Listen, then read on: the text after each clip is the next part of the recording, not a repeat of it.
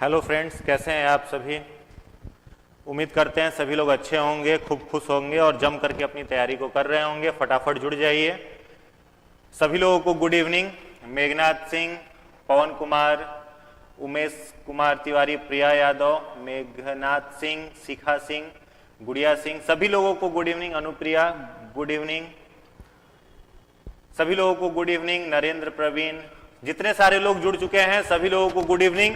तो फटाफट सेशन को अपने दोस्तों तक शेयर कर दीजिए। जो भी आपके फ्रेंड्स हैं, जितने सारे लोग बीपीएससी की तैयारी कर रहे हैं या फिर अदर स्टेट पीसीएस की तैयारी कर रहे हैं, सारे लोगों तक वीडियो को शेयर कर दीजिए। फटाफट जुड़ जाइए। आप सबके हाथ में कॉपी और पेन होना चाहिए ताकि आप जो एक्स्ट्रा एडिशनल इंफॉर्मेशन आपको दिया जाए उसको नोट करते चलिएगा, ताकि रिवीजन के समय जब आप फाइनली बीपीएससी का एग्जाम देने जा रहे हो उस समय आप रिवीजन करने के लिए आपके पास साइंस का एक बेहतरीन नोट्स अवेलेबल हो। और बहुत कम दिन में बहुत सारी जानकारी आपको दे दिया गया है। ऑलमोस्ट फिजिक्स और केमिस्ट्री के लगभग जो चैप्टर्स के प्रश्न हैं वो हमने अपने वीडियो में डालने का प्रयास किया है। और भी जितने इंफॉर्मेशन आपको देने होंगे वो हम और बाकी के वीडियो में जो एग्जाम के पहले तक आपको अवेलेबल कराया जाएगा वहां तक में आपको हम देंगे। तो जितने सारे लोग हैं सारे लोग एक बार अपने दोस्तों तक वीडियो को शेयर कर दीजिए। जिन लोगों के पास नोटिफिकेशन नहीं पहुंचा है उन तक नोटिफिकेशन पहुंचा दीजिए। अब जो भी ग्रुप्स में आप जुड़े हुए हैं सारे लोगों को दे दीजिए। चलिए फटाफट जुड़ते चले जाइए। सभी लोगों को गुड इवनिंग। सभी लोगों को गुड इवनिंग। चलिए, तो 30 बेहतरीन प्रश्न आपके लिए लेकर के आए हैं। बस थोड़ा सा डिले इसलिए ताकि जो लोग नहीं जुड़े हैं वे लोग जुड़ते चले जाएं। मैराथन क्लास सर करवा दीजिए। मैराथन क्लास होगा उसका भी प्लानिंग हम लोगों ने किया है। एक दिन पूरा मैराथन का क्लास पूरी एग्जाम से पहले हम लोग ऐसा प्लान कर रहे हैं कि पूरे रात में लगभग ऑलमोस्ट जितने भी विषय हैं उन सबका मैराथन क्लास आप लोगों को अवेलेबल कराया जाए, दिया जाए। उसके लिए हम लोग प्रयासरत हैं, उसके लिए प्रयास किया जा रहा है। तो चलिए पूरे जोश के साथ, पूरे उत्साह के साथ, पूरी एनर्जी के साथ भर जाइए। और इस सेशन में जितने सारे लोग पार्टिसिपेट कर रहे हैं, जो भी ऑप्शंस आपको दिए जाएंगे उस ऑप्शंस को आप ध्यान से पढ़ेंगे। उसके बाद आंसर को ऑप्शन टाइप न कर करके पूरा आंसर अगर आप टाइप करके भेजते हैं तो वो चीजें आपको और अच्छे से बेहतरीन तरीके से याद हो जाती हैं। चलिए बहुत समय नहीं लेते हुए आज के प्रश्न की तरफ आगे बढ़ते हैं। आज का पहला प्रश्न आपके स्क्रीन पर आ चुका है। फटाफट देखिए और आंसर करिए। फटाफट देखिए और आंसर करिए। सारे लोगों को गुड इवनिंग। प्रश्न है आपके स्क्रीन पर, वनस्पति विज्ञान के जनक कौन है? Who is the father of botany? Option A है एरिस्टोटल, ऑप्शन बी है ओस्वाल्ड टिपो, ऑप्शन सी है कैरोलस लिनियस, ऑप्शन डी है थियोफ्रेस्टा। फटाफट पढ़िए ध्यान से, उसके बाद आंसर करेंगे। जितने सारे लोग जुड़ चुके हैं सारे लोग आंसर देने में भाग लेंगे, सारे लोग क्वेश्चन का आंसर देंगे ताकि चीजें आपको याद हो जाए। और बीपीएससी का जो स्टैंडर्ड है साइंस के प्रश्न पूछने का बहुत निम्न स्तर का है, बहुत लो लेवल का क्वेश्चन रहता है, तो बहुत तनाव लेने की जरूरत नहीं है। फटाफट आंसर करिए। आंसर आने लगा, डी आंसर आ रहा है, थियोफ्रेस्टस। बहुत सारे लोग डी कह रहे हैं, कुछ लोग ए भी आंसर कह रहे हैं, कुछ लोग अरस्तु भी कह रहे हैं। ध्यान से पढ़िए उसके बाद आंसर करिएगा। यहां पर वनस्पति विज्ञान के बारे में आपसे पूछा जा रहा है, बॉटनी के बारे में पूछा जा रहा है। Who is the known as father of botany? Aristotle, option B है ओस्वाल्ड टिपो, सी है कैरोलस लिनियस, डी है थियोफ्रेस्टस। फटाफट आंसर करिए। Very good. जितने सारे लोगों ने थियोफ्रेस्टस आंसर कहा है सभी लोगों का उत्तर बिल्कुल ही सही है। ध्यान देंगे, अगर आपसे पूछा जाता है यहां प्रश्न में कि फादर ऑफ बायोलॉजी बताओ, फादर ऑफ बायोलॉजी बताओ, या फिर अगर पूछते कि फादर ऑफ जूलॉजी बताओ, यानी जंतु विज्ञान और जीव विज्ञान दोनों का जनक पूछा जाता है आपसे, तो सबसे पहले रिसर्च करने वाले जो वैज्ञानिक थे जिन्हें एरिस्टोटल कहा जाता है वे हो जाते। तो एरिस्टोटल को क्या बोला जाता है? Father of biology and father of zoology. यहां पर बॉटनी पूछा जा रहा है तो याद रखेंगे वनस्पति विज्ञान के जनक कौन है? थियोफ्रेस्टस हैं। Very good. जितने सारे लोगों ने डी आंसर बताया है सभी लोगों का उत्तर सही है। चलिए अगले प्रश्न की तरफ आगे आते हैं। दूसरा प्रश्न आज का है, मानव शरीर की रचना का पता लगाने वाला प्रथम वैज्ञानिक कौन था? एंड्रियास वेसेलियस, ऑप्शन बी है गैलेन, सी है लैमार्क, डी है ल्यूवेनहॉक। ध्यान से पढ़िए और उत्तर दीजिए। प्रश्न है, मानव शरीर के रचना के बारे में पता लगाने वाला वैज्ञानिक कौन था? मानव शरीर के रचना के बारे में पता लगाने वाले वैज्ञानिक का नाम बताइए। चलिए सारे लोगों को गुड इवनिंग। फटाफट आंसर करिए, पार्टिसिपेट करिए आंसर देने में। आंसर देने में भाग लीजिए। और जो भी दोस्तों तक वीडियो नहीं पहुंचा हो, बेहतरीन प्रश्न है, रिपीटेड जो प्रश्न साइंस का पूछा जाता है वो सारे प्रश्न का कंटेंट करने का हमने प्रयास किया है। फटाफट बताइए, किस वैज्ञानिक ने मानव शरीर के रचना के बारे में पता लगाया था? किस वैज्ञानिक ने मानव शरीर के रचना के बारे में पता लगाया था? वेरी गुड, जितने सारे लोग एंड्रियास वेंसेलियस कह रहे हैं सभी लोगों का उत्तर सही है। जितने सारे लोग ऑप्शन ए कह रहे हैं सभी लोगों का उत्तर सही है। एंड्रियास विसेलियस ने बताया था कि मानव शरीर का रचना जो होता है कैसा होता है। रचना कहने का तात्पर्य क्या? बॉडी में कौन कौन से इंटरनल ऑर्गन सिस्टम है, या फिर सिमेट्री भी आप लोग सुने होंगे, बायोलॉजी में एक वर्ड आता है सिमेट्री। जैसे मनुष्य का सिमेट्री है तो द्विपार्श्व सममित हो जाता है, बाइलेटरल हो जाता है। अगर बीचों बीच काटा जाए तो दो इक्वल हाल्फ्स में बॉडी जो होगा वो डिवाइड होगा। तो पूरी की पूरी जो मानव शरीर की संरचना है इसके बारे में बताने वाले जो वैज्ञानिक थे वे कौन थे? एंड्रियास विसेलियस थे। तो आंसर ए जितने लोगों ने किया है सभी लोगों का उत्तर सही है। जितना भी सही आंसर आप कर रहे हैं वो एक जगह काउंट करते रहिएगा और फाइनली जब क्विज का समापन हो उस समय आपको बताना है कि कितना नंबर आपका आज के क्विज में आया है। चलिए अगले प्रश्न पर आइए, प्रश्न संख्या 3। किस वैज्ञानिक ने जीव द्रव्य को जीवन का भौतिक आधार कहा? 4 वैज्ञानिकों के नाम आपके स्क्रीन पर है। पहला है वॉन मॉल, बी है हैक्सले, सी है लैमार्क, डी है डार्विन और बीपीएससी का 5वां ऑप्शन है। तो आपको बताना है कि किस वैज्ञानिक ने जीव द्रव्य को हम लोग कहते हैं प्रोटोप्लाज्म, प्रोटोप्लाज्म को क्या कहा? जीवन का भौतिक आधार। किस वैज्ञानिक ने प्रोटोप्लाज्म को जीवन का भौतिक आधार कहा था? फटाफट बताइए, किस वैज्ञानिक ने जीव द्रव्य प्रोटोप्लाज्म को जीवन का भौतिक आधार कहा था? किसने कहा था बताइए फटाफट। वेरी गुड, जितने सारे लोग हैक्सले कह रहे हैं सभी का उत्तर सही है। हैक्सले ने क्या बताया था कि प्रोटोप्लाज्म जो होता है वो जीवन का क्या है? भौतिक आधार है। ध्यान से समझने का प्रयास करोगे, इसी के बेसिस पर वायरस जो होता है वो इन्वायरमेंट में डेड होता है। ठीक है, कोई भी ऑर्गेनिज्म धरती पर है, पृथ्वी पर कोई भी जीव है, उसका शरीर, उसकी कोशिका जो है मेनली 3 पार्ट्स से बनी हुई होती है, 3 ऑर्गन से बनी हुई होती है। सबसे बाहरी कोशिका का जो भाग होता है इसे हम लोग कहते हैं सेल मेम्ब्रेन, या फिर हिंदी में कहें तो कोशिका झिल्ली। और कोशिका झिल्ली के अंदर आ जाओ तो जेली लाइक विस्कस फ्लूइड है, इसे कहा जाता है साइटोप्लाज्म यानी कोशिका द्रव्य। यह है साइटोप्लाज्म और सेंटर पर क्या है? न्यूक्लियस है, केंद्रक है। तो जब भी किसी कोशिका में कोशिका द्रव्य और न्यूक्लियस का बाहर का जो मेम्ब्रेन है जिसे केंद्रक झिल्ली कहा जाता है, ये दोनों मिलते हैं तो एक तीसरा सेल ऑर्गेनल बनता है, इसे हम लोग कहते हैं प्रोटोप्लाज्म। और जब तक किसी ऑर्गेनल में, जब तक किसी जीव में यह प्रोटोप्लाज्म नहीं बनता है तब तक उसके अंदर जीवन नहीं आता है। ठीक है, तो प्रोटोप्लाज्म जो है वो जीवन का क्या है? भौतिक आधार होता है। वायरस में यही एब्सेंट होता है जिसके कारण वो इन्वायरमेंट में डेड होता है। और जैसे ही यह वायरस किसी के शरीर में प्रवेश किया, होस्ट बॉडी में प्रवेश किया, उससे वो प्रोटोप्लाज्म बना करके होस्ट बॉडी के अंदर क्या हो जाता है? लिविंग हो जाता है। तो जीवन का भौतिक आधार प्रोटोप्लाज्म है, ये बताने वाले वैज्ञानिक कौन थे? हैक्सले थे। चलिए अगले प्रश्न पर आइए, प्रश्न संख्या 4। प्रश्न संख्या 4 का उत्तर दीजिए।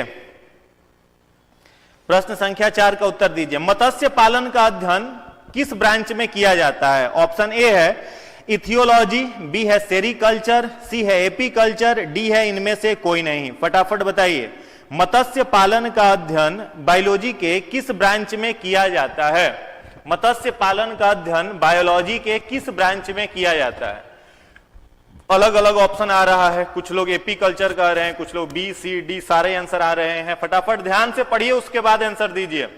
फटाफट ध्यान से पढ़िए उसके बाद आंसर दीजिए। मत्स्य पालन जो है, मत्स्य पालन का मतलब फिशरीज। ठीक है, मत्स्य पालन का अध्ययन जीव विज्ञान की जिस शाखा में किया जाता है उस शाखा का क्या नाम है? फटाफट बताओ, बताइए। वेरी गुड, जितने सारे लोग इथियोलॉजी कह रहे हैं सभी का उत्तर सही है। ठीक है, जितने सारे लोग इथियोलॉजी कह रहे हैं सभी का आंसर बिल्कुल ही सही है। देखिए, सेरिकल्चर जो वर्ड है यह किसके लिए होता है? तो सिल्कवॉर्म कीपिंग, सिल्कवॉर्म कीपिंग यानी रेशम के कीट के पालन का अध्ययन क्या कहलाएगा? सेरिकल्चर कहलाएगा। एपीकल्चर जो है honey bee keeping, honey bee keeping, यानी मधुमक्खी पालन का जो अध्ययन है वो क्या कहलाता है? एपीकल्चर कहलाता है। और इथियोलॉजी जो है यह क्या है? मछली पालन। ऐसे बेसिकली अगर पूछा जाए आपसे, ध्यान से समझिएगा, ठीक है, मछली का अध्ययन अगर आपसे कहा जाए तो ध्यान से बनाएंगे तो वो आंसर यही हो जाएगा, इथियोलॉजी। लेकिन अगर पूछा जाए मछली पालन का स्पेशली अगर कोई ब्रांच है बायोलॉजी का, तो वो होता है, उसको हम लोग कहते हैं पीसी कल्चर, ठीक है। तो पीसी कल्चर जो होता है वो मेनली मधुमक्खी मछली पालन के लिए होता है। चलिए अगले ब्रांच, अगले क्वेश्चन पर बढ़ते हैं। प्रश्न संख्या 5, डेंड्रोलॉजी जो है इसका संबंध किससे है? ऑप्शन ए है पुष्पों के अध्ययन से, बी है वृक्षों के अध्ययन से, सी है झाड़ियों के अध्ययन से, डी है पौधों के अध्ययन से, और बीपीएससी का 5वां ऑप्शन भी है। तो ध्यान से पढ़िएगा और उसके बाद आंसर दीजिए। ध्यान से पढ़ें, उसके बाद आंसर दीजिए। जितने सारे लोग सीरियस कैंडिडेट हैं बीपीएससी के, सारे लोग पार्टिसिपेट करिए। जितने सारे लोग क्विज में देख रहे हैं, सारे लोग आंसर देने का प्रयास करेंगे ताकि आपका स्कोर अपलिफ्ट करे, स्कोर बढ़े। फटाफट बताइए, डेंड्रोलॉजी जो है इसका संबंध किससे है? डेंड्रोलॉजी का संबंध किससे है? वेरी गुड, ध्यान देंगे। डेंड्रोलॉजी जो है वो झाड़ियों के भी अध्ययन को कहते हैं और वृक्षों के भी अध्ययन को कहते हैं, ठीक है। वृक्षों का जो अध्ययन होता है उसको भी क्या कहते हैं? डेंड्रोलॉजी ही कहते हैं। और जो झाड़ियां होती हैं, झाड़ियों का देखो, प्लांट को हम लोग 3 वर्गों में बांट सकते हैं, हर्ब्स, सर्ब्स और ट्री। हर्ब्स, सर्ब्स और ट्री। हर्ब्स का मतलब शाकीय पौधे, जो शाक वाले पौधे हैं। सर्ब्स मतलब झाड़ीदार पौधे, जैसे गुलाब हो गया, बांस का पौधा हो गया, इन्हें सर्ब्स कहते हैं। और एक होता है ट्री। ट्री का मतलब होता है वुडी प्लांट्स, काष्ठीय पौधे जो लकड़ी देते हैं। तो इस प्रश्न का जो सही उत्तर हो जाएगा वो हो जाएगा ऑप्शन ई। ऑप्शन ई, इनमें से एक से अधिक, ठीक है। तो जितने सारे लोगों ने आंसर ई दिया है, सभी लोगों का जवाब बिल्कुल ही सही है। चलिए अगले प्रश्न पर आइए। प्रश्न संख्या 6, चिकित्सा शास्त्र के जनक कौन है? Who is the father of medicine? चिकित्सा शास्त्र के जनक कौन है? ऑप्शन ए है हिपोक्रेटस, बी है लैमार्क, सी है मेंडल, डी है डार्विन। आपको बताना है चिकित्सा शास्त्र के जनक कौन है। फटाफट आंसर करिए, चिकित्सा शास्त्र के जनक कौन है? ऑप्शन ए है हिपोक्रेट्स, बी है लैमार्क, सी है मेंडल, और आंसर ऑप्शन डी है डार्विन। फटाफट बताइए। वेरी गुड, जितने सारे लोग हिपोक्रेटस कह रहे हैं सभी लोगों का आंसर सही है। चिकित्सा शास्त्र के जनक कौन है? हिपोक्रेटस। अब एक प्रश्न मेरा आपके लिए है, ध्यान से सुनिएगा और उत्तर दीजिएगा। जब आप इवोल्यूशन पढ़े होंगे तो इवोल्यूशन में एक थ्योरी है जिस थ्योरी का नाम है use and disuse organ theory. अंगों का उपयोग और अनुपयोग, अंगों का उपयोग और अनुपयोग, यह सिद्धांत किसने दिया था? आपके लिए ऑप्शन यही 4 है। बोर्ड पर 4 ऑप्शन है, हिपोक्रेटस, लैमार्क, मेंडल और डार्विन। और मेरा प्रश्न है use and disuse organ theory was given by. फटाफट आंसर करिए। Use and disuse organ theory hippopotamus. Nikita Kumari, hippopotamus नहीं है, हिपोक्रेटस है। क्या पढ़ते हो? चलो फटाफट बताओ, फटाफट आंसर करिए। Use and disuse organ theory किसने दिया था? फटाफट बताइए। Use and disuse organ theory देने वाले वैज्ञानिक का नाम बताइए। बताइए। बिल्कुल सही जवाब है, लैमार्क ने क्या दिया था? Use and disuse organ theory, अंगों का उपयोग और अनुपयोग। जैसे पहले के समय में क्या था, जो जिराफ एनिमल है उसकी गर्दन उतनी लंबी नहीं होती थी, तो जंगल में एक बार वनस्पति पूरा जल करके खत्म हो गया आग लगने से। अब उसको मरने के अलावा कोई उपाय था ही नहीं, भोजन नहीं मिले तो मरे बेचारा। तो क्या करता था, ऊपर के जो पेड़ के ऊपर के जो पत्तियां थी उसको खाने के लिए गर्दन लमड़ाने लगा। लमड़ाते लमड़ाते उसका गर्दन इतना लमड़ गया, पूरा ऊपर चला गया उसका गर्दन। तो ये एक थ्योरी दिया था किसने? लैमार्क ने बताया था। या फिर जो हमारे पूर्वज थे, क्रो-मैग्नन एप, जो मनुष्य का पूर्वज था, होमोसेपियन का पूर्वज कौन? Cro-Magnon app. तो क्रो-मैग्नन एप के पास एक पूंछ होता था, शरीर पर बड़े बड़े बाल होते थे, लोअर कैविटी, लोअर जॉ जो है ये आगे निकला हुआ था, रीढ़ की हड्डी जो थी वो ऐसे थी जिसमें हम लोग हाथ का भी उपयोग चलने में करते थे। तो ये सारे अंग जो शरीर से समाप्त हुए वो किस आधार पर बताया? तो लैमार्क ने बताया use and disuse organ theory के आधार पर। ठीक है, तो ये थ्योरी इनका दिया हुआ था। एक और प्रश्न मेरा है कि बायोलॉजी शब्द किसने दिया था, तो दो वैज्ञानिकों ने मिलकर के बायोलॉजी शब्द दिया था। उसमें से एक वैज्ञानिक का नाम आपके स्क्रीन पर है, वो कौन है? लैमार्क। तो दो वैज्ञानिक थे, एक का नाम था लैमार्क और दूसरे का नाम था ट्रेवेरिनस। ट्रेवेरिनस, इन दो वैज्ञानिकों ने मिलकर के क्या दिया था? बायोलॉजी शब्द दिया था। यानी term biology was also coined by Lamarck and Treviranus. वहीं पर ऑप्शन डी जो डार्विन है, इससे एक प्रश्न बन सकता है कि डार्विन को क्या कहा जाता है? फादर ऑफ इवोल्यूशन, विकासवाद का जनक इन्हें माना जाता है। इसके साथ ही साथ एक थ्योरी है जिसका नाम है theory of natural selection. Theory of natural selection यानी प्राकृतिक चयनवाद का जो सिद्धांत है वो भी किसने दिया था? तो डार्विन ने ही दिया था। एक किताब डार्विन ने बहुत प्रसिद्ध किताब लिखी थी जिस किताब का नाम है origin of species. Origin of species, यह पुस्तक भी किसके द्वारा लिखी गई थी? डार्विन के द्वारा ही लिखी गई थी। चलिए, मेंडल को सभी लोग जान ही रहे हो, क्या है Gregor John Mendel? Father of genetics, अनुवांशिकी के जनक। अनुवांशिकी के जनक किन्हें कहा जाता है? ग्रेगर जॉन मेंडल को कहा जाता है। अगले प्रश्न पर आइए, प्रश्न संख्या 7। आधुनिक वर्गीकी के जनक कौन है? The father of modern taxonomy is. आधुनिक वर्गीकी के जनक कौन है? फादर ऑफ मॉडर्न टैक्सोनॉमी, फटाफट बताइए, फटाफट आंसर करिए। फादर ऑफ मॉडर्न टैक्सोनॉमी कौन है? Buffon, Marcello Malpighi, Carolus Linnaeus, D है जैकेरियस जेनसन। फटाफट बताइए, who is known as father of modern taxonomy? Buffon, Marcello Malpighi, Carolus Linnaeus या फिर जैकेरियस जेनसन? फटाफट बताइए। वेरी गुड, जितने सारे लोग कैरोलस लिनियस कह रहे हैं सभी लोगों का जवाब बिल्कुल ही सही है। ध्यान से सुनिए, कैरोलस लिनियस जो है इन्हें क्या कहा जाता है? Father of taxonomy. टैक्सोनॉमी क्या है वो सब लोग जान ही रहे होंगे। What is taxonomy? Taxonomy biology का एक ब्रांच है जिसके अंतर्गत हम लोग 3 चीजों का अध्ययन करते हैं और ये पूछा हुआ क्वेश्चन है। प्रश्न पूछा था कि निम्नलिखित में से वर्गीकी जो है वो किसका अध्ययन है, तो ऑप्शन में जब 3 चीज आप देखना तभी टिक करना टैक्सोनॉमी। क्या क्या देखना? पहला देखना आप कि वहां चर्चा हो रहा है आइडेंटिफिकेशन का या नहीं, आइडेंटिफिकेशन। दूसरा देखिएगा क्लासिफिकेशन, वर्गीकरण, क्लासिफिकेशन। और तीसरा आपको देखना होगा नोमेनक्लेचर, नोमेनक्लेचर। यानी टैक्सोनॉमी जो है बायोलॉजी का एक ऐसा ब्रांच है जिसके अंतर्गत हम लोग 3 चीजों का अध्ययन करते हैं, आइडेंटिफिकेशन, क्लासिफिकेशन और नोमेनक्लेचर। इन तीनों का अध्ययन करने के बाद किसी भी जीव का बाइनोमियल नोमेनक्लेचर, द्विपद नाम पद्धति के अनुसार उसका नाम रखा जाता है। तो यही study branch of biology where we study about identification, classification and nomenclature of organism is known as what? taxonomy, वर्गीकी। क्लियर है? तो टैक्सोनॉमी का मतलब ये 3 चीजें। और ये बताने वाले वैज्ञानिक कौन थे? कैरोलस लिनियस, या फिर हो सकता है कई जगह पर कैरोलस लिनियस न देकर के कार्ल वोन लिन लिखा हुआ मिले, कार्ल वोन लिन लिखा हुआ मिले, तो उसका भी मतलब आप समझ जाना क्या? कैरोलस लिनियस की ही बात हो रही है। साथ ही साथ स्टार्टिंग के टाइम में जो जितने भी ऑर्गेनिज्म धरती पर है उन्हें 2 किंगडम में ही बांटा गया था, एक एनिमल और एक प्लांट्स। ठीक है, तो प्लांटी किंगडम और एनिमल किंगडम, जिस समय 2 ही किंगडम था, तो वो 2 किंगडम देने वाले भी वैज्ञानिक किन्हें माना जाता है? तो कैरोलस लिनियस को ही कहा जाता है। फादर ऑफ 2 किंगडम क्लासिफिकेशन भी किन्हें कहा जाता है? तो कैरोलस लिनियस को ही कहा जाता है। चलिए अगले प्रश्न पर आइए, प्रश्न संख्या 8, उत्तर दीजिए। प्रश्न संख्या 8 का आंसर दीजिए फटाफट, फटाफट बताइए।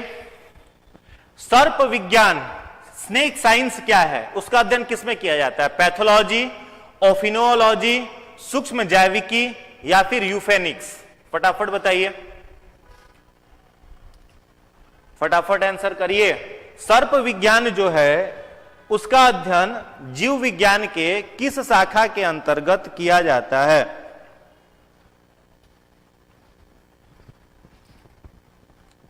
बिल्कुल सही जवाब है ऑफियोलॉजी। जितने सारे लोग ऑफियोलॉजी कह रहे हैं सभी का उत्तर सही है। एक चीज और ध्यान रखोगे, ऑफियोलॉजी के अलावा अगर सर्पेंटोलॉजी भी लिखा रहता, सर्पेंटोलॉजी, तो सर्पेंटोलॉजी में भी किसका अध्ययन किया जाता है? स्नेक का, ठीक है। तो सांपों के अध्ययन को ऑफियोलॉजी या फिर हम लोग सर्पेंटोलॉजी भी कहते हैं। तो अगर आप सर्पेंटोलॉजी भी आपको याद होगा तो वो उत्तर भी आपका क्या है, बिल्कुल ही सही है, ठीक है, ध्यान देंगे। चलो एक प्रश्न मेरा आपके लिए है, study branch of biology where we study about biological improvement. किसी भी जीव के शरीर में अगर कोई विकास हो रहा हो, उसकी आयु बढ़ रही है, उसका हाइट बढ़ रहा है, उसमें कोई ग्रोथ हो रहा है, इसको हम लोग कहते हैं बायोलॉजिकल इंप्रूवमेंट, ठीक है। तो जीव विज्ञान 4 ऑप्शन आपके पास है, इसमें से आपको बताना है कि बायोलॉजिकल इंप्रूवमेंट का अध्ययन निम्नलिखित में से किस शाखा के अंतर्गत किया जाता है, फटाफट बताइए। Which branch of biology is responsible for study of biological improvement. Answer करिए, जीव विज्ञान की किस शाखा के अंतर्गत बायोलॉजिकल इंप्रूवमेंट का अध्ययन किया जाता है। वेरी गुड, जितने सारे लोग यूफेनिक्स कह रहे हैं सभी लोगों का जवाब सही है। इसके अंतर्गत हम लोग क्या पढ़ते हैं, biological improvement of any individual, यानी किसी भी जीव के शरीर में बायोलॉजिकल इंप्रूवमेंट हो रहा हो तो उसका अध्ययन क्या कहलाता है, यूफेनिक्स। पैथोलॉजी आप लोग जान ही रहे हैं, जिसके अंतर्गत शरीर के अंदर बनने वाले ब्लड का या फिर इन सारी चीजों का आइडेंटिफिकेशन किया जाता है, उसके बारे में स्टडी करा जाता है, वो है पैथोलॉजी। सूक्ष्म जैविकी के अंतर्गत हम लोग माइक्रोब्स का अध्ययन करते हैं। चलिए अगले प्रश्न पर आइए, प्रश्न संख्या 9। इलेक्ट्रॉन माइक्रोस्कोप का आविष्कार किसने किया था। कई बार यह प्रश्न पूछा है, ध्यान से बताइए। इलेक्ट्रॉन माइक्रोस्कोप का आविष्कार करने वाले वैज्ञानिक का नाम बताइए। किस वैज्ञानिक ने इलेक्ट्रॉन माइक्रोस्कोप का आविष्कार किया था। ऑप्शन ए है एम नॉल व ई रस्का, बी है हैक्सले, सी है रॉबर्टसन, डी है वेंटू ने। फटाफट बताइए, किस वैज्ञानिक ने इलेक्ट्रॉन माइक्रोस्कोप का खोज किया था। इलेक्ट्रॉन माइक्रोस्कोप, इलेक्ट्रॉन सूक्ष्मदर्शी का खोज करने वाले वैज्ञानिक का नाम। वेरी गुड, जितने सारे लोग नॉल एंड रस्का कह रहे हैं सभी लोगों का उत्तर सही है। पूरा ही एम नॉल ई रस्का याद करो या ना करो कोई मतलब नहीं है, बस याद कर लो आप क्या, knoll and Ruska. Knoll and Ruska ने मिलकर के क्या खोजा था, इलेक्ट्रॉन माइक्रोस्कोप। अब 2-3 इंफॉर्मेशन और है, ध्यान देंगे। अभी तक बेसिकली 3 प्रकार के माइक्रोस्कोप का खोज किया जा चुका है जिस पर कार्य हो रहा है। सबसे पहला माइक्रोस्कोप था वो कौन सा था, सिंपल माइक्रोस्कोप। सबसे पहले जो माइक्रोस्कोप था वह था सिंपल माइक्रोस्कोप, जिसका आविष्कार किया था जॉनसन एंड जॉनसन ने। जॉनसन ने क्या खोजा था, सिंपल माइक्रोस्कोप। उसके बाद आया कौन सा माइक्रोस्कोप, तो कंपाउंड माइक्रोस्कोप। सिंपल माइक्रोस्कोप के बाद आया कंपाउंड माइक्रोस्कोप, और इस कंपाउंड माइक्रोस्कोप का खोज किया था रॉबर्ट हुक ने। रॉबर्ट हुक, जिन्हें फादर ऑफ साइटोलॉजी कहते हैं, कोशिका की भी खोज इन्होंने ही की थी, रॉबर्ट हुक ने। और तीसरा माइक्रोस्कोप आया था इलेक्ट्रॉन माइक्रोस्कोप, इलेक्ट्रॉन माइक्रोस्कोप, और इसका खोज किया था 2 वैज्ञानिकों ने, एक का नाम था नॉल और दूसरे का नाम था रस्का। इतना आपको याद रखना है। Simple microscope Johnson and Johnson, compound microscope Robert Hooke, electron microscope knoll and Ruska. और इलेक्ट्रॉन माइक्रोस्कोप की जो मैग्नीफाइंग कैपेसिटी होती है वो किसी भी वस्तु को उसके वास्तविक आकार से 1 लाख से 10 लाख गुना जूम करके उसको वो शो कर सकता है, दिखा सकता है। चलिए अगले प्रश्न पर आइए, प्रश्न संख्या 10। पौधों के रोगों का अध्ययन क्या किसमें किया जाता है। प्लांट्स में अगर कोई बीमारी हो उसका अध्ययन किसमें करेंगे, पादप कार्यिकी, रोग विज्ञान, शारीरिकी या फिर माइकोलॉजी। आंसर करिए, फटाफट बताइए, आंसर करिए। अगर पौधों में कोई रोग होता है तो उसका अध्ययन किस ब्रांच के अंतर्गत किया जाता है। Which branch of biology is responsible for study of disease in plants. फटाफट बताइए, पौधों में रोगों का अध्ययन किसमें किया जाता है, पादप कार्यिकी, रोग विज्ञान, शारीरिकी में या फिर माइकोलॉजी में। वेरी गुड, जितने सारे लोग रोग विज्ञान कह रहे हैं सभी लोगों का उत्तर सही है। रोग विज्ञान में क्या किया जाता है, अध्ययन किया जाता है पौधों में होने वाली बीमारी का। कार्यिकी कुछ लोग कह रहे हैं, देखो ध्यान दोगे, कार्यिकी का मतलब क्या हुआ कि पौधों के किस अंग का कार्य क्या है। जैसे पूछे पत्ता का काम तो कहोगे प्रकाश संश्लेषण में सहायक होता है, एस्टोमाटा होता है, जल का अवशोषण करता है। तो ये सब कारिकी हुआ, ठीक है। तो कारिकी में नहीं करेंगे, रोग विज्ञान में करेंगे। माइकोलॉजी जो होता है यह कवक का अध्ययन है। कवक का अध्ययन क्या कहलाता है? माइकोलॉजी, यानी स्टडी ऑफ फंजाई क्या कहलाता है? माइकोलॉजी कहलाता है, ठीक है। कारिकी हो गया, शारीरिकी तो होगा नहीं, यानी उसका शरीर किन किन चीजों से बना हुआ है। तो रोग का अध्ययन किसमें किया जाता है? रोग विज्ञान में। जितने सारे लोग बी आंसर टिक किए हैं सभी लोगों का उत्तर सही है।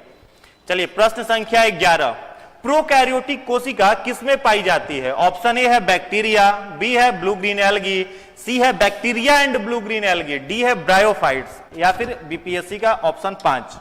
ध्यान से पढ़िए और उत्तर दीजिए, फटाफट आंसर दीजिए, फटाफट आंसर दीजिए। प्रोकैरियोटिक कोशिका निम्नलिखित में से किसमें पाई जाती है? ऑप्शन ए है बैक्टीरिया में, बी है ब्लू ग्रीन एल्गी में, सी है bacteria and blue green algae में, डी है ब्रायोफाइट्स में। फटाफट जवाब दीजिए। इनमें से एक से अधिक चलो बताओ, फटाफट बताओ। देखो जितने सारे लोग इसका आंसर कह रहे हैं, कुछ लोग बैक्टीरिया सोच रहा होगा, बात सही है। बैक्टीरिया आपका प्रोकैरियोटिक है। पहले प्रोकैरियोटिक क्या है वो समझ लो ध्यान से। देखो दो वर्ड से बना है, एक है प्रो और दूसरा है कैरियोटिक, ठीक ना। तो प्रो का मतलब होता है बिफोर, पहले, और कैरियोटिक का मतलब होता है न्यूक्लियस। यानी आपसे पूछा जा रहा है यहां पर किस कोशिका में न्यूक्लियस नहीं है, किस कोशिका में केंद्रक नहीं है, यही प्रश्न पूछा जा रहा है। तो बैक्टीरिया में किसी भी प्रकार की कोई न्यूक्लियस नहीं होती है, केंद्रक नहीं होती है। नीलहरित शैवाल क्या है? तो नीलहरित शैवाल को ही साइनोबैक्टीरिया कहते हैं। थोड़ा सा क्वेश्चन कंफ्यूज कर रहा होगा आपको, ध्यान देंगे। नीलहरित शैवाल को हम लोग क्या कहते हैं? साइनोबैक्टीरिया भी इसी को कहा जाता है। क्या बोलते हैं इसको? साइनोबैक्टीरिया। ब्रायोफाइट्स तो होगा नहीं जी, ब्रायोफाइट्स क्या है? प्लांट है। और पौधे क्या होते हैं? यूकैरियोटिक। तो ऑप्शन डी तो आपका ऐसे ही निकल गया। ये भी बैक्टीरिया है और ये भी बैक्टीरिया है। ऑप्शन ए और बी दोनों क्या है? बैक्टीरिया है। तो सही जवाब क्या निकल करके आएगा? Option C. जीवाणु और नीलहरित शैवाल दोनों कैसे जीव होते हैं? तो दोनों होते हैं प्रोकैरियोटिक। जितने सारे लोगों ने ऑप्शन सी दिया है सभी लोगों का उत्तर सही है, सी होगा, ऑप्शन सी। जीवाणु और नीलहरित शैवाल इन दोनों में क्या नहीं पाया जाता है? तो दोनों में नहीं पाया जाता है केंद्रक। That's why these both two are prokaryotic. चलिए अगला प्रश्न है प्रश्न संख्या 12, उत्तर दीजिए, फटाफट बताइए। प्रश्न संख्या 12 का जवाब दीजिए। सबसे अधिक हरित लवक यानी जिसे क्लोरोप्लास्ट कहते हैं किसमें पाया जाता है?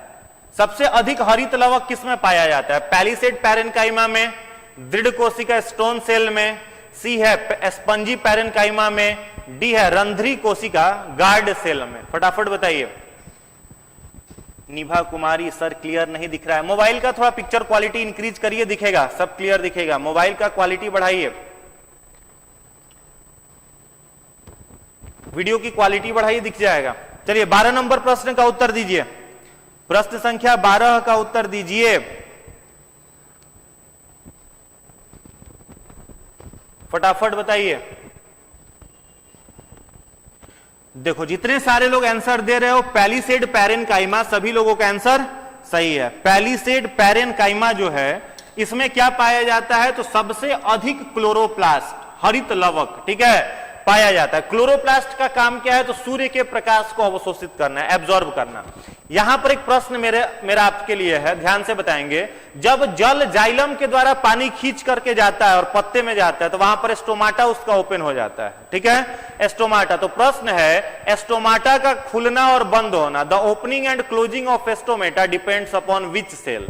विच cell is responsible for opening and closing of stomata? Option में ही आंसर छुपा हुआ है, ध्यान से पढ़कर के उत्तर दीजिए। ऑप्शन में ही आंसर है, ऑप्शन में ही आंसर है। जूली गुप्ता सर बहुत गलत हो रहा है आज, कोई दिक्कत नहीं है, नए नए प्रश्न तो सीख रहे हैं, सीखने की खुशी होनी चाहिए। गलत कितना हो रहा है तनाव मत लो, सीखने की खुशी होनी चाहिए। चलो बताओ, फटाफट बताओ क्या होगा, बताओ। वेरी गुड, जितने सारे लोग गार्ड सेल कह रहे हैं सभी लोगों का उत्तर सही है। ध्यान देंगे, opening and closing, opening and closing यानी एस्टोमाटा का खुलना और बंद होना, ऑफ एस्टोमाटा किस पर निर्भर करता है? गार्ड सेल पर निर्भर करता है। स्टोमाटा जो ओपन होता है और क्लोज होता है जल जाने के बाद, पानी पहुंचने के बाद और पानी के निकलने के बाद, वो किस पर निर्भर करता है? गार्ड सेल पर। ध्यान देंगे, बार बार यह प्रश्न रिपीट किया है, कई बार रिपीट किया है, ठीक है, इसलिए ध्यान देंगे इसको। Opening and closing of stomata depends upon guard cell. चलिए अगला प्रश्न है प्रश्न संख्या 13। जंतु कोशिका में नहीं पाया जाता है। 4 ऑप्शन आपकी स्क्रीन पर है, आपको बताना है कि इनमें से क्या जंतु कोशिका में नहीं पाया जाता है। सेंट्रोसोम, माइटोकॉन्ड्रिया, प्लाज्मा मेम्ब्रेन या फिर सेलुलोज। जंतु कोशिका में क्या नहीं पाया जाता है? जंतु कोशिका में क्या नहीं पाया जाता है? फटाफट बताइए, जंतु कोशिका में क्या नहीं पाया जाता है? वेरी गुड, जितने सारे लोग सेलुलोज कह रहे हैं सभी लोगों का उत्तर सही है। जंतु कोशिका में तो सेल वाल वाला मामला ही नहीं है। जंतु कोशिका में सेल वाल नहीं होता है। और पौधों का सेल वाल किस चीज का बना हुआ था? सेलुलोज का। प्लांट्स का जो सेल वाल होता है वो बना होता है सेलुलोज का, और जंतु में सेल वाल है ही नहीं, तो सेलुलोज का मामला है नहीं है इसमें। चलिए अगला प्रश्न है प्रश्न संख्या 14।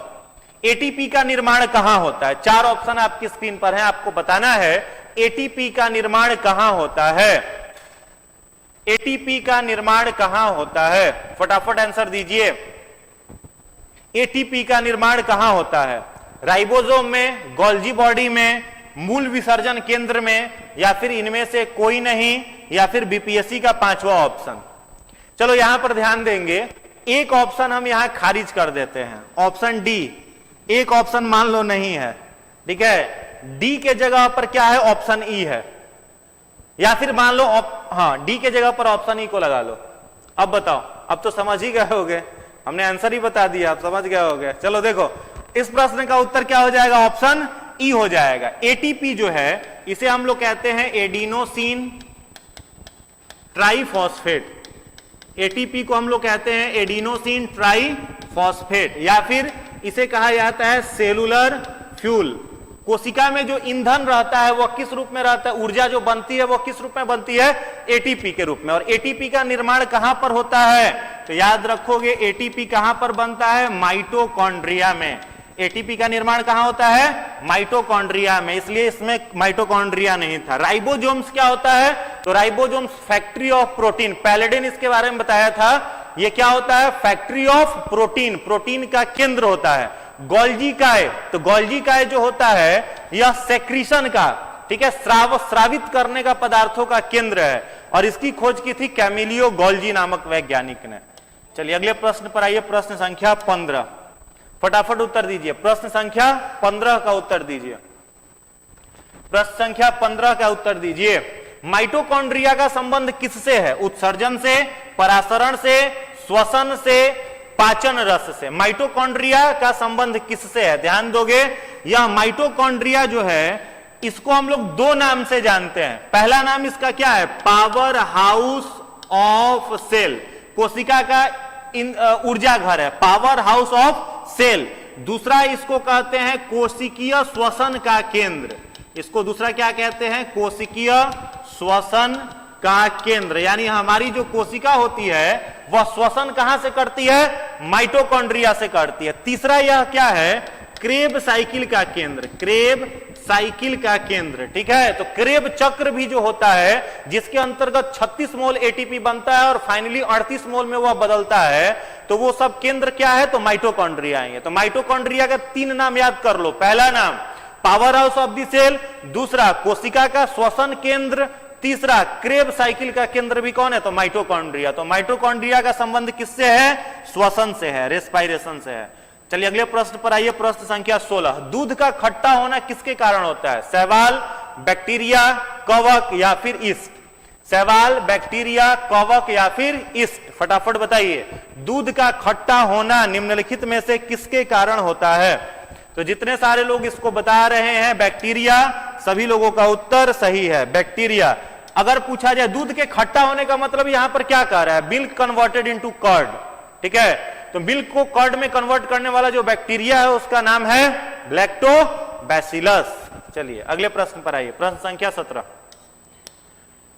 पारितंत्र, जिसे हम लोग इंग्लिश में कहते हैं इकोसिस्टम, पारितंत्र जिसे क्या कहते हैं? इकोसिस्टम का निर्माण होता है जैविक वातावरण से, बी है अजैव वातावरण से, सी है समिष्ट संगठन से, डी है जैव और अजैव दोनों से। फटाफट बताइए, फटाफट आंसर करिए। पारितंत्र का निर्माण कैसे होता है? पारितंत्र जिसे इकोसिस्टम कहते हैं, इसका निर्माण कैसे होता है?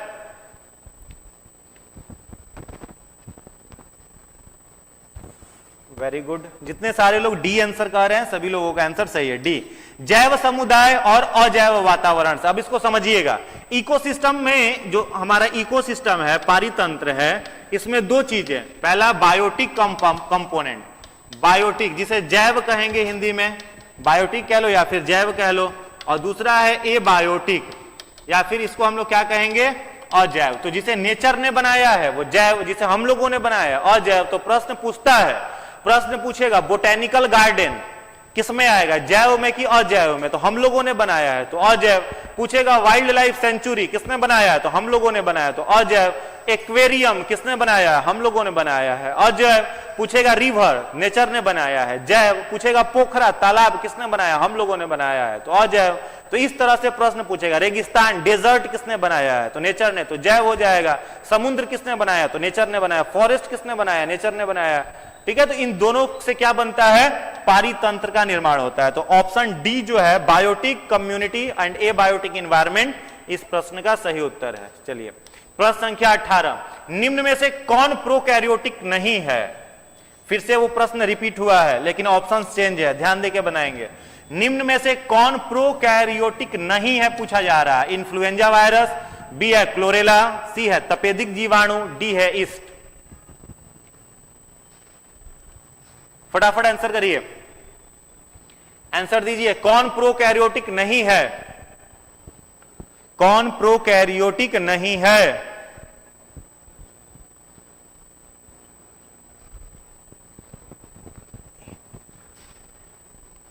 यह प्रश्न अधिकांश लोगों का गलत ही जा रहा है, बहुत सारे तो सब लोगों का गलत जा रहा है, सब लोगों का आंसर गलत जा रहा है। ध्यान से पढ़िए, उत्तर दीजिए, चेंज कर सकते हैं आंसर। अभी ओएमआर सीट वाला मामला नहीं है, यहां पर चेंज कर सकते हो, चेंज कर सकते हो आप। कॉपी पेस्ट करने मत करिए, कॉपी पेस्ट करिएगा तो सही नहीं होगा।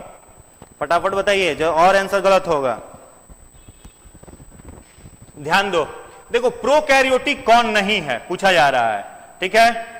तो ऑप्शन ए है इन्फ्लुएंजा वायरस, ये भी नहीं है, प्रोकैरियोटिक नहीं है। क्लोरेला, ये भी नहीं है। बैक्टीरिया, तो अभी थोड़ी देर पहले हमने बताया था कि बैक्टीरिया कौन सा सेल होता है, तो प्रोकैरियोटिक। तो बैक्टीरिया क्या है, प्रोकैरियोटिक है। ईस्ट, ये भी प्रोकैरियोटिक नहीं है। तो ए, बी और डी ये तीनों प्रोकैरियोट नहीं है। तो आंसर क्या निकल करके आएगा, ई।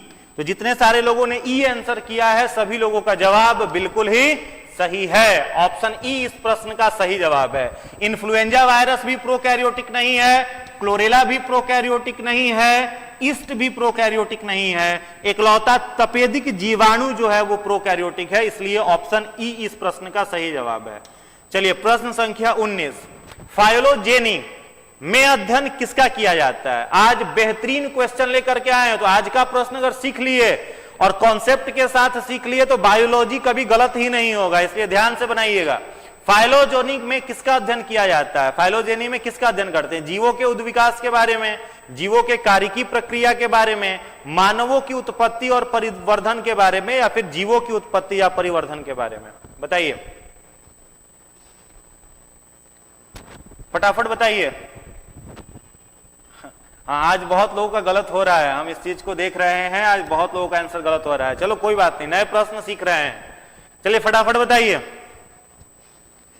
फटाफट आंसर करिए। फाइलोजेनी में अध्ययन किया जाता है जीवों के उद्विकास के बारे में, जीवों के कार्यकी प्रक्रिया के बारे में, या फिर कुछ और? फटाफट बताइए। वेरी गुड, जितने सारे लोग इस प्रश्न का उत्तर दे रहे हैं जीवों के उद्विकास के बारे में, सही लोग, सभी लोगों का सही। इवोल्यूशन ऑफ ऑर्गेनिज्म, जीवों की उत्पत्ति कैसे हुई, इवोल्यूशन कैसे आया? पहले आपको हमने पिछले लेक्चर में भी बताया था, धरती पर सबसे पहला जो ऑर्गेनिज्म आया था वो कौन सा ऑर्गेनिज्म था? साइनोबैक्टीरिया। साइनोबैक्टीरिया, इसी से बाकी के सारे जीवनों का उद्विकास हुआ, नए नए जीवन आए, एमीबा आया, एक कोशिकीय जीव आए, वो सब कहां से आए? तो साइनोबैक्टीरिया से आए थे। तो इस प्रश्न का उत्तर क्या हो जाएगा? जीवों में उद्विकास का अध्ययन किसमें किया जाता है? फाइलोजेनी में किया जाता है, इवोल्यूशन का स्टडी। अगला बताइए, द्विनाम पद्धति का तात्पर्य है पौधों का नाम दो शब्दों में लिखना जो प्रकट करता है। बाइनोमियल नोमेनक्लेचर जिसने कैरोलस लिनियस ने दिया था, अभी बताएं कैरोलस लिनियस ने क्या दिया था जी? द्विनाम पद्धति। इसमें जो दो लेटर होते हैं वो क्या शो करते हैं? वंश और जाति का नाम, जाति तथा किस्म का नाम, गण तथा कुल का नाम, या फिर कुल तथा वंश का नाम। यहां पर कास्ट हो गया, यहां पर आप सुधार लेंगे थोड़ा सा, genus and species. Option A सुधार लीजिए, आंसर हमने बता ही दिया, आप तो टिक कर ही दोगे। चलो फटाफट बताओ, हमने आंसर बता दिया है, ध्यान से बताइए, हमने आंसर बता दिया है इस प्रश्न का, फटाफट आंसर करिए, फटाफट आंसर करिए। सही जवाब है ए, वंश तथा जाति का नाम। एग्जाम्पल से समझो, जैसे मान लो हम पूछे मैंगो, आम, तो आम का आप क्या कहोगे कि आम का साइंटिफिक नेम मैग्नीफेरा इंडिका कहेंगे ना, मैंगीफेरा इंडिका। तो मैंगीफेरा जो है वह क्या है? जीनस नेम, और इंडिका क्या है? स्पेसीज नेम, ठीक है। और इसी को क्या बोला जाता है? द्विनाम पद्धति। जैसे चावल है तो चावल का क्या लिखेंगे? ओराइजा सेटाइवा लिखेंगे ना, ओराइजा सेटाइवा। तो ओराइवा क्या है? जीनस, और सेटाइवा क्या है? स्पेसीज। जीनस माने वंश, स्पेसीज मतलब जाति, ठीक है। तो प्रश्न का उत्तर क्या हो जाएगा? A, genus and species name. Very good, जितने सारे लोगों ने ए आंसर किया है सभी लोगों का जवाब बिल्कुल ही सही है। अगले प्रश्न पर आइए, प्रश्न संख्या 21। विषाणु की खोज किसने की थी? वायरस जो है, इस प्रश्न का कई बार यह प्रश्न हम रिपीट भी किए हैं, तो इसका सही उत्तर आप दे सकते हैं।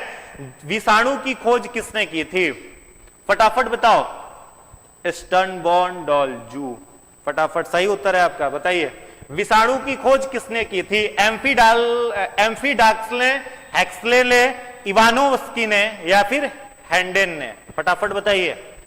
वेरी गुड, जितने सारे लोग क्या बता रहे हो?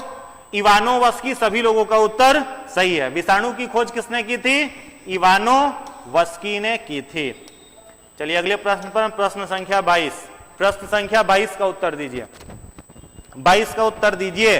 तंबाकू का चितेरा विषाणु, जिसे हम लोग टुबैको मोजाइक वायरस, शॉर्ट में TMV कहते हैं, प्रथम बार क्रिस्टलाइन रूप में पृथक किया गया था। किस वैज्ञानिक द्वारा? बॉन्डेन द्वारा, बीजरिंक ने, स्टेनलेन ने, या फिर इवानोव्स्की ने? फटाफट बताइए, फटाफट आंसर करिए। वेरी गुड, जितने सारे लोग स्टेनले कह रहे हैं सभी लोगों का आंसर सही है। किसने किया था? स्टेनले। ध्यान देंगे, चितेरा विषाणु इसको TMV को कहते हैं,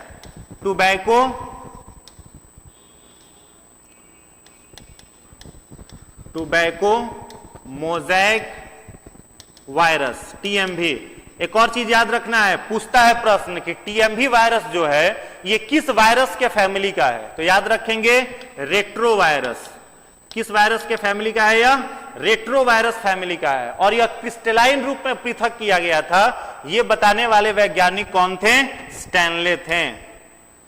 अगला प्रश्न है 23। विषाणु को क्रिस्टल रूप में सबसे पहले प्राप्त करने के लिए किस वैज्ञानिक को नोबेल पुरस्कार प्रदान किया गया? Option A Ivanovsky, Hargobind Khorana, Nirenberg या स्टैनले? फटाफट बताइए, फटाफट। किसको मिला था नोबेल प्राइज विषाणु को क्रिस्टल बताने के लिए? विषाणु को क्रिस्टल बताने के लिए किसको मिला था? फटाफट बताइए, फटाफट बताइए, फटाफट उत्तर दीजिए। वेरी गुड, जितने सारे लोग स्टैनले कह रहे हैं सभी लोगों का जवाब सही है। स्टैनले। किसको मिला था? स्टैनलो को मिला था। हरगोविंद खुराना के नाम से भी आप लोग परिचित है, बेचारे भारत से थे, इनका भी कई बार प्रश्न पूछता है, ठीक है। तो वायरस में DNA में जो प्रोटीन के बारे में बताने वाले, प्रोटीन संश्लेषण के बारे में बताया था, इन्होंने उस पर काम किया था। इवानोव्स्की ने क्या किया था? वायरस की खोज की थी। चलिए अगले प्रश्न पर आइए, प्रश्न संख्या 24। ध्यान से पढ़िए, उत्तर दीजिए। प्रश्न संख्या 24।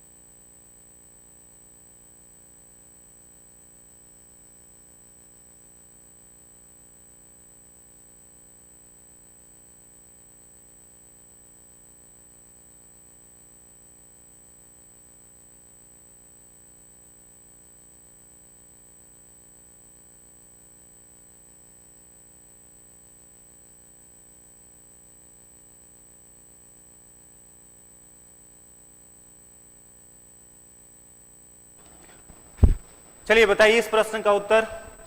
हाँ अब दिख रहा होगा क्वेश्चन। नेहा शर्मा जा का हो गए हो? कुछ नहीं हो गए हो, थोड़ा सा टेक्निकल इशू था। फटाफट बताओ। चलो अब दिख रहा होगा क्वेश्चन आपको, क्वेश्चन अब दिख रहा होगा, बताइए। प्रिया शर्मा ब्रेक हुआ है, टी पी लो। कोई ब्रेक नहीं हुआ है, चलो बताओ, चलो बताओ आंसर। क्वेश्चन अब दिख रहा होगा। जीवाणु भोजी जिसे बैक्टीरियोफेज कहते हैं वह क्या होता है? जीवाणु भोजी जिसे बैक्टीरियोफेज कहते हैं यह क्या होता है? बताइए। Very good. देखो आंसर इसका क्या हो जाएगा? बैक्टीरियोफेज जो है, इंग्लिश इसका कहां है? यहां पर है। बैक्टीरियोफेज दो वर्ड से बना है। देखो बैक्टीरियो का मतलब क्या हो जाएगा? Bacteria, bacteria. और फेज का मतलब क्या हो जाएगा? खाने वाला। फेज का मतलब क्या हो जाएगा? खाने वाला। जो बैक्टीरिया को क्या करे? खा जाए, उसी को क्या कहते हैं? बैक्टीरियोफाज कहते हैं। तो इसका सही उत्तर क्या हो जाएगा? जीवाणुओं को संक्रमित करने वाले विषाणु, यानी वैसे वायरस जो बैक्टीरिया को क्या करे? खा जाए, उसको संक्रमित कर दे, वही क्या कहलाता है? बैक्टीरियोफाज कहलाता है। चलिए अगले प्रश्न पर आइए। प्रश्न संख्या 25 उत्तर दीजिए। प्रश्न संख्या 25 का उत्तर दीजिए। प्रश्न संख्या 25। सब लोग डी कह रहे हैं, लगातार डी आंसर आ रहा है। श्रेया सिंह डी, शिवांगी कुमारी, पायल झा, सुरभि मिश्रा, सभी लोगों का डी आंसर आ रहा है। फटाफट बताइए। सबसे बड़ा विषाणु, सबसे बड़े विषाणु का नाम क्या होता है? चेचक का विषाणु है, पेनिसिलियस विषाणु है, घाव के ट्यूमर का विषाणु है, या इनमें से कोई नहीं? फटाफट बताइए। सबसे बड़ा वायरस कौन सा होता है? सबसे बड़े वायरस का नाम फटाफट बताइए। तो देखो सबसे बड़ा वायरस जो होता है वो किसका होता है? चिकन पॉक्स का। किसका होता है? चेचक का। चिकन पॉक्स का वायरस जो होता है वो सबसे बड़ा होता है। और इस वायरस का क्या नाम है? वेरिसेला। क्या नाम है? Varicella zoster virus. ये चैप्टर ऑलरेडी मेरा यूट्यूब पर है, तो जिन लोगों को कंफ्यूजन होगा, डिजीज से एकदम प्रश्न, बहुत सारे प्रश्न रहते हैं, तो ये चैप्टर मेरा यूट्यूब पर पढ़ाया हुआ है, वहां पर आप देख सकते हैं। मिशन 50 आईएएस के चैनल पर साइंस के प्लेलिस्ट में जाएंगे तो उसमें डिजीज का आपको लेक्चर मिल जाएगा, वहां से आप देख सकते हैं। तो चेचक का विषाणु जो होता है यह क्या होता है? सबसे बड़ा वायरस होता है। चलिए नाम इसका वेरिसेला जोस्टर वायरस। अगले प्रश्न पर आइए 26 नंबर। हाइड्रोफोबिया रोग पैदा होता है जीवाणु के द्वारा, कवक के द्वारा, विषाणु के द्वारा, या फिर प्रोटोजोआ के द्वारा? हाइड्रोफोबिया रोग जो होता है वह किसके द्वारा पैदा होता है? हाइड्रोफोबिया रोग किसके द्वारा पैदा होता है? बताइए फटाफट आंसर दीजिए। हाइड्रोफोबिया रोग जो होता है वो किसके द्वारा पैदा होता है? Hydrophobia, very good. आंसर क्या हो जाएगा? विषाणु के द्वारा, वायरस के द्वारा। देखो हाइड्रोफोबिया में होता क्या है ना, हाइड्रो का मतलब क्या होता है? जल, पानी, और फोबिया का मतलब क्या होता है? डर। तो हाइड्रोफोबिया रोग जो है वो किसमें स्पेशली देखा जाता है? तो अगर किसी को कुत्ता काट ले, चमगादड़ काट ले, तो उसको कौन सा रोग हो जाता है? तो उसको हो जाता है वायरस। जो आप लोग पढ़े होंगे तो उसमें एक वायरस होता है जिसका नाम है रेब्डो वायरस। तो रेब्डो वायरस से कौन सा बीमारी होता है? रैबीज। कौन सा रोग होता है? रैबीज। तो रैबीज रोग किससे होता है? रेब्डो वायरस से। और ये वायरस पाया कहां कहां जाता है? तो जानवरों के सेलाइवा में, कुत्ता, चमगादड़, इन सब के सेलाइवा में, लार में होता है। ठीक है, तो रैबीज अगर किसी को हो जाए तो उसको कौन सा रोग हो जाता है? हाइड्रोफोबिया रोग हो जाता है, डिजीज हो जाता है। और यह रैबीज किससे होता है? वायरस से। और वायरस का क्या नाम है? रेब्डो। रेब्डो वायरस से होता है रैबीज। चलिए अगले प्रश्न पर आइए। प्रश्न संख्या 27। जीवाणु का खोज किसने किया था? बैक्टीरिया का खोज किस वैज्ञानिक ने किया था? फटाफट बताइए। हाँ, पानी से डर लगना, पानी से डर लगता है, उसी को बोलते हैं हाइड्रोफोबिया। आवश्यक नहीं है कि केवल कुत्ते के ही काटने से, कुत्ते के अलावा चमगादड़, बंदर, है ना, इन सब के भी काटने से रैबीज हो सकता है। बताइए जीवाणु का खोज किसने किया था? बैक्टीरिया की खोज किसने की थी? फटाफट आंसर दीजिए। बैक्टीरिया की खोज किसने की थी? लीवेनहॉक ने। किसने किया था? लीवेनहॉक ने किया था। निम्न में से कौन सा प्रमुखतः गहन समुद्री जीव है? आपके पास स्क्रीन पर 4 जीवों के नाम है, ध्यान से पढ़कर के उत्तर दीजिएगा। 4 जीवों के नाम है और पूछा जा रहा है गहन, ओरिजिनल समुद्र में पाया जाने वाला जीव कौन है? वेल, कछुआ, मछली या फिर डॉल्फिन? वेल, कछुआ, मछली या फिर डॉल्फिन? फटाफट बताइए। निम्नलिखित में से प्रमुखतः गहन समुद्रीय जीव कौन है? वेरी गुड, जितने सारे लोग मछली कह रहे हैं सभी लोगों का उत्तर सही है। जितने सारे लोग मछली कह रहे हैं सभी लोगों का जवाब सही है। पूछा हुआ यह प्रश्न है। टर्टल जो है यह किस में आ जाएगा? तो जमीन पानी दोनों पर, मेनली यह उभयचर है। वेल हो गया या फिर आपका डॉल्फिन हो गया, दोनों कैसा जीव है? तो स्तनधारी जीव है, मैमल्स में आ जाता है। जल में रहे ओरिजिनल तो कौन? मछली रहेगा। तो ओरिजिनल पूछा जा रहा है आपसे। 2 बार देखिए, गहन गहन 2 बार लगाया हुआ है यहां पर। तो इस प्रश्न का सही उत्तर क्या हो जाएगा? सी, मछली। अगला प्रश्न है प्रश्न संख्या 29। आकार विहीन यानी जिसका कोई शेप नहीं है, आकार विहीन जीव कौन है? माइकोप्लाज्मा, जीवाणु, वायरस या फिर ब्लू ग्रीन एल्गी? फटाफट नीलहरित सहवाल बताइए। आकार विहीन जिसका कोई शेप नहीं है, आकार विहीन जिसका कोई शेप नहीं है, माइकोप्लाज्मा, बैक्टीरिया, वायरस या फिर ब्लू ग्रीन एल्गी? फटाफट बताइए, फटाफट आंसर करिए। वेरी गुड, क्या? माइकोप्लाज्मा। ध्यान देंगे, धरती पर पाई जाने वाली सबसे छोटी कोशिका कौन सी है? तो यही है माइकोप्लाज्मा गैलीसेप्टिकम। नाम याद रखेंगे, माइकोप्लाज्मा गैलीसेप्टिकम, सेप्टिकम। यह धरती पर पाया जाने वाला क्या है? सबसे छोटा कोशिका है, स्मॉलेस्ट सेल ऑन दी अर्थ। सबसे बड़ी कोशिका शुतुरमुर्ग का अंडा, ऑस्ट्रिच एग, शुतुरमुर्ग का अंडा। ऑस्ट्रिच एग जो है वो लार्जेस्ट सेल है। माइकोप्लाज्मा गैलीसेप्टिकम जो है वो धरती पर पाई जाने वाली सबसे छोटी कोशिका है। चलिए आज का अंतिम प्रश्न, सारे लोग पूरे एनर्जेटिक होकर के उत्तर दीजिए। एंटीबायोटिक अधिकांशतः किससे प्राप्त किए जाते हैं? एंटीबायोटिक अधिकांशतः किससे प्राप्त किए जाते हैं? फटाफट उत्तर दीजिए, फटाफट उत्तर दीजिए।